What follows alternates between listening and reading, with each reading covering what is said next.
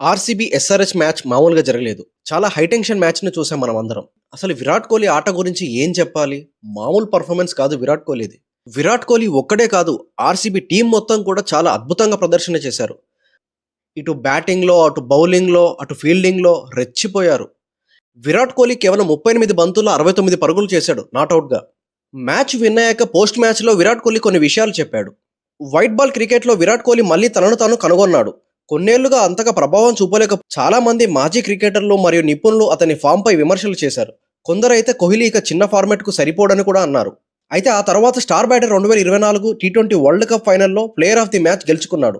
2025 ఐపీఎల్లో మూడో అత్యధిక పరుగులు చేసిన ఆటగాడిగా నిలిచాడు. ఇప్పుడు 2026లో ఆర్సీబీ ప్రచారాన్ని 38 బంతుల్లో అజేయంగా 69 పరుగులతో అద్భుతంగా ప్రారంభించాడు. ఇప్పుడు అతను మళ్ళీ తన బెస్ట్ ఫామ్ లోకి వచ్చాడు. సన్ రైజర్స్ హైదరాబాద్ పై మ్యాచ్ తర్వాత దాని వెనక ఉన్న రహస్యాన్ని అతను వెల్లడించాడు.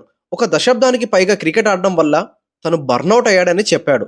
టీ20 ఇంటర్నేషనల్స్ మరియు టెస్ట్ల నుంచి రిటైర్ అయిన తర్వాత తనకు దొరికిన విశ్రాంతి సమయాన్ని ఆస్వాదిస్తున్నానని, దాంతో తను చాలా రిలాక్స్గా ఉన్నానని చెప్పాడు. అదే ఇప్పుడు మ్యాచ్లో అదనపు శ్రమ పెట్టడానికి సహాయపడుతుందని వివరించాడు.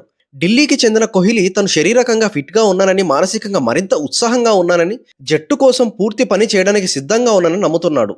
మరియు నేను ఆడిన క్రికెట్ పరిణామం వల్ల నాకు తక్కువగా సిద్ధం అవ్వడం కాదు, బర్నౌట్ అయ్యే ప్రమాదం ఎక్కువగా ఉండేది. అందుకే ఈ బ్రేక్స్ నాకు మానసికంగా చాలా సహాయపడుతున్నాయి. నేను తాజాగా ఉంటాను, ఉత్సాహంగా ఉంటాను. నేను మళ్ళీ ఆడడానికి వచ్చినప్పుడు 120% ఇస్తాను. నేను సిద్ధం కాకుండా ఎప్పుడూ రాను అని కోహ్లీ పోస్ట్ మ్యాచ్లో ప్రజెంటేషన్ చెప్పాడు. అదనపు విశ్రాంతి నాకు మానసికంగా తాజాగా ఉండడానికి సహాయపడుతుంది. మీరు శారీరకంగా ఫిట్గా, మానసికంగా ఉత్సాహంగా ఉంటే ఈ రెండు కలిసి బాగా పనిచేస్తాయి.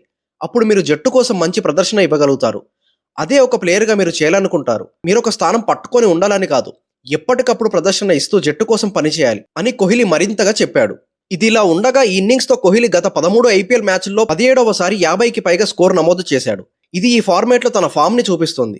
ముఖ్యంగా అతను ఇంకా తగ్గిపోలేదని, మళ్ళీ ఆధిపత్యం చూపించడానికి సిద్ధంగా ఉన్నాడని ప్రత్యర్థులకు గట్టి సందేశం పంపుతుంది. ఎస్ఆర్హెచ్ వర్సెస్ ఆర్సీబీ మ్యాచ్ మీకు ఎలా అనిపించిందో మీ అభిప్రాయాన్ని ఖచ్చితంగా కామెంట్లో తెలియజేయండి. ఈ మ్యాచ్లో విరాట్ కోహ్లీ చేసిన పర్ఫార్మెన్స్ గురించి కూడా మీ అభిప్రాయాన్ని కామెంట్ రూపంలో తెలియజేయండి.